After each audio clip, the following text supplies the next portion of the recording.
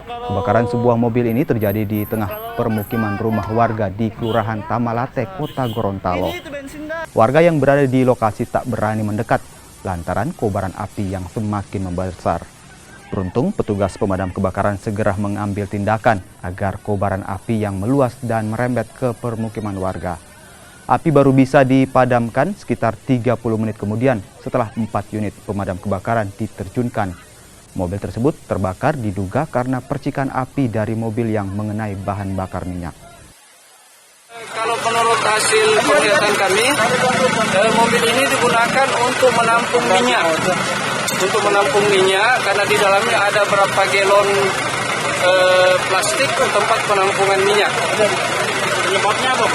Ini penyebabnya itu di dalam mobil itu ada penampungan minyak. Jadi kemungkinan uap minyak yang ada di dalam ada percikan dari mesin atau apa sehingga uapnya menyala.